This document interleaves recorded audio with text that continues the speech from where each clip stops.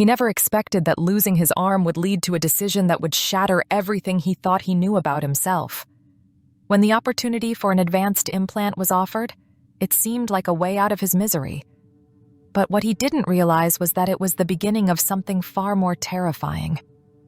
Now, with a new arm that's more than just mechanical, he must confront the question: can he master it, or will it master him? This is where his journey begins, but the real struggle is just starting. But before we dive into this incredible story of transformation, make sure to hit that subscribe button and turn on the notification bell. Here at Second Life Stories, we share powerful tales of resilience, hope, and the life-changing impact of technology. Trust me, you don't want to miss the inspiring journeys we have coming your way. David Murphy, at 45, had built a life that many would envy. He was a seasoned engineer at one of the most advanced manufacturing plants in the country. His days followed a predictable rhythm: long hours at the factory, weekend BBQs with his wife, Sarah, and their 2 kids, the occasional fishing trip with friends. There was a quiet comfort in his routine. He knew his place in the world: reliable, competent, and secure. But all of that changed in a single, horrific moment. It happened while he was overseeing a critical task on the factory floor. A heavy, unwieldy component was being moved by the crane, one of the largest and most expensive pieces of machinery in the plant. David's attention wavered just for a second. The crane's load swung slightly off balance, and in a split second, it slipped from its tether. Time seemed to freeze as the massive component plummeted, and then the searing pain hit. The weight crushed his arm under its full force, pinning him to the cold concrete floor. The world around him blurred into a chaotic blur of noise, pain, and panic. The seconds felt like hours before help arrived. He was rushed to the hospital, but even then, there was little hope. The doctors quickly assessed the damage, their faces grim. The arm, they said, couldn't be saved. The trauma was too severe, the bones shattered, nerves irreparably damaged.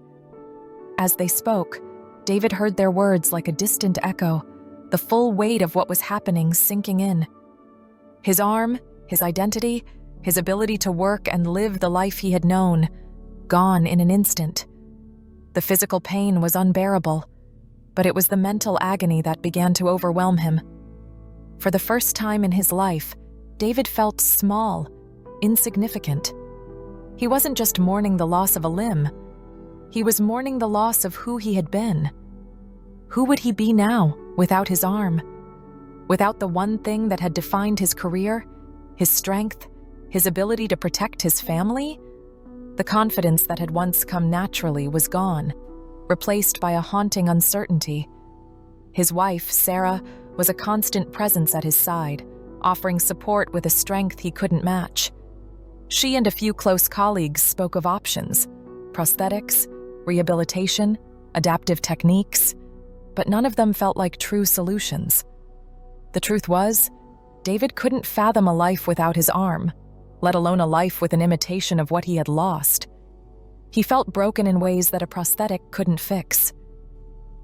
And then, in the middle of his spiraling despair, there was Dr. Thomas Hendricks. A forward-thinking surgeon, Hendricks wasn't known for offering conventional treatments. He had a reputation for exploring the uncharted territory of medical technology, especially in the realm of robotic implants.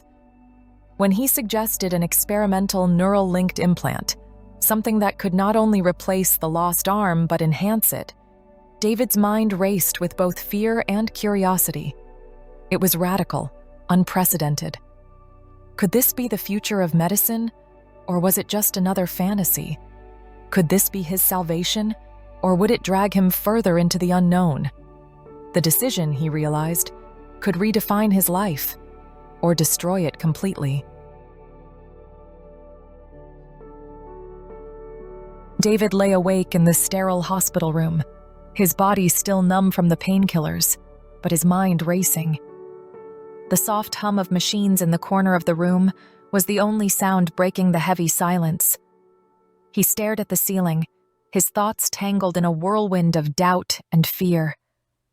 It had been days since Dr. Hendricks first suggested the implant, and still, the idea seemed too alien, too monumental to fully grasp. The implant was a revolutionary breakthrough, or so the doctor had assured him. It wasn't just a prosthetic arm. It was a fusion of robotics and cutting-edge bioengineering, an integration of technology with the human body that had only recently become feasible. According to Dr. Hendricks, the procedure would be intricate, but the rewards were staggering. Greater strength, unprecedented precision, and fine motor skills beyond what he had ever known. He would be able to move his new arm with a level of dexterity that even his biological arm had never possessed. But what unsettled him most wasn't the promise of a new life. It was the fear of the unknown. Could he really trust this technology? Could his nervous system adapt to something so foreign? What would it feel like to have a mechanical arm that was part of him, yet entirely separate? Would it truly integrate into his body, or would he always feel like a stranger in his own skin? The thought of his mind and body being invaded, altered in ways he couldn't comprehend, sent waves of unease through him. Dr. Hendricks had explained that the neural interface would allow him to feel the prosthetic. It would connect to his nerves, transmitting sensations directly to his brain. For a moment, David had thought he imagined the possibility, but no, he had seen the tests. It was real. The new arm could give him sensations, touch, warmth, even pressure, things he had never believed possible for a prosthetic. It was tempting, more tempting than anything he had ever faced before. The promise of becoming whole again, of feeling as if he had never lost anything at all, was a powerful lure. Yet doubt gnawed at him. What if it didn't work? What if the implant malfunctioned, leaving him trapped in a body he couldn't control? Worse still, what if it changed him in ways he couldn't anticipate? What if it wasn't just the arm that was transformed, but his very essence? He shifted in the bed, trying to push the fears aside. This was the future, the only path forward. He had spent days in anguish, but now, as his decision loomed, he knew what he had to do. The implant was the only way to regain what he had lost, and maybe, just maybe, something more. The fear was still there, but so was the desperate need. The surgery had lasted hours, each moment dragging as David's body lay in a sterile, cold silence. When he finally awoke, his first sensation was one of surprise. He expected pain, but instead, there was only a dull, aching pressure where his arm used to be. It wasn't the lifeless weight he had anticipated, but something different, new, strange, and unsettling. His mind raced as he tried to make sense of the feeling. His arm was gone, but there was a presence, an unfamiliar weight that clung to him like a foreign appendage. He blinked, his thoughts struggling to catch up with the reality. The doctors assured him it was normal.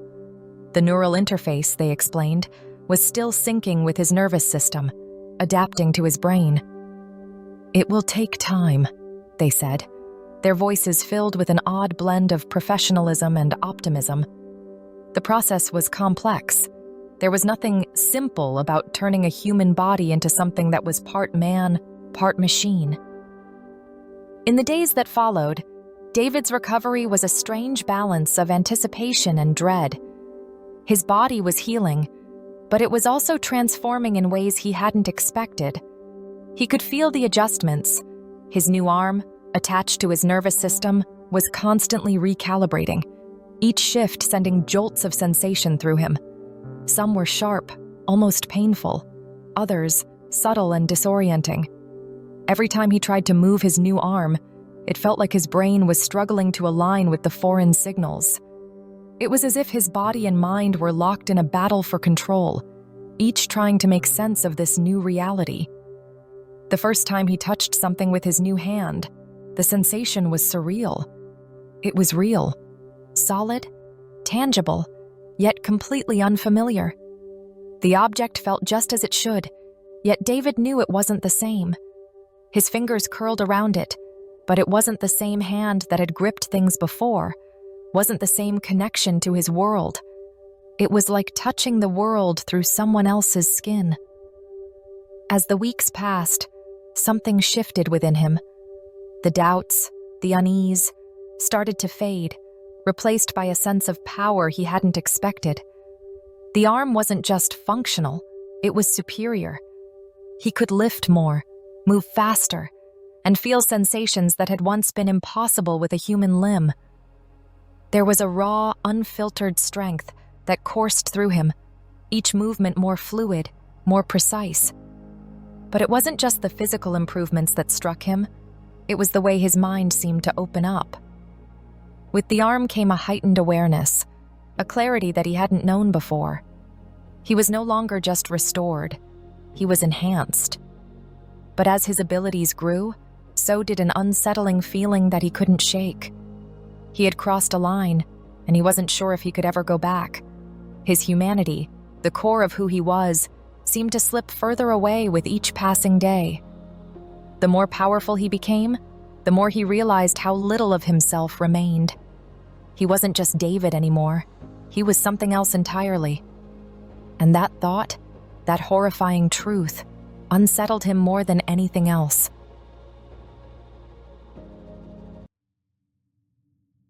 David's life had shifted, but not in the way he had ever imagined. He'd thought of the implant as a way to heal, to return to what he knew.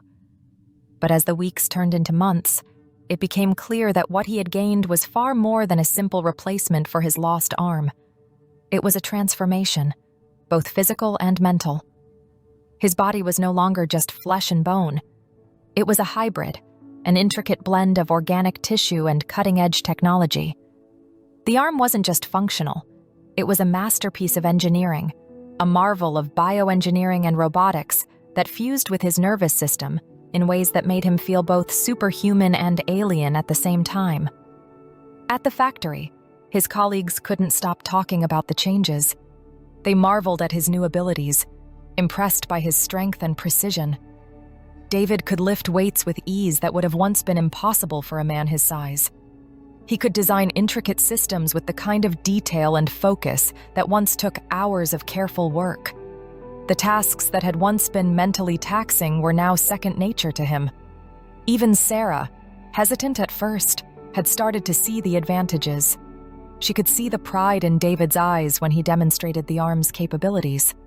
For her, it was a step toward the future, a future that David had embraced, at least on the surface. But as the days passed, David started to feel the cost of his transformation. The more he used the arm, the less he felt like the man he used to be. His movements had become more precise, more mechanical, and with each task, he noticed a growing disconnect. The arm wasn't just a tool, it was part of him now, intricately woven into his sense of self. But with it came a creeping sense of alienation.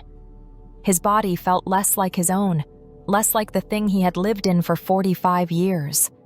It was as if the more he became capable, the further he drifted from his humanity. One afternoon, as he walked through the factory floor, observing the hum of the assembly line, the machines moving with robotic precision, he felt it, the profound sense of difference. His colleagues saw him as an example of human progress, someone who had transcended the limitations of the human body.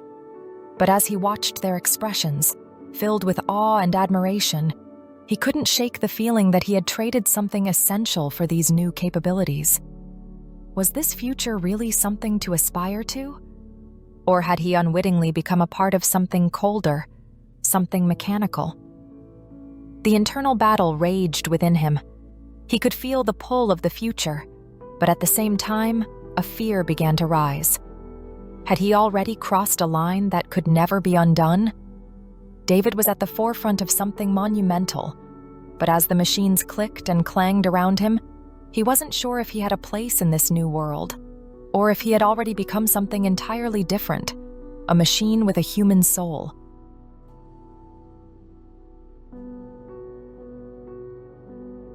If this story inspired you, leave a like, and share your thoughts in the comments. What kind of transformation story would you like to see next? We can't wait to see you in the next video.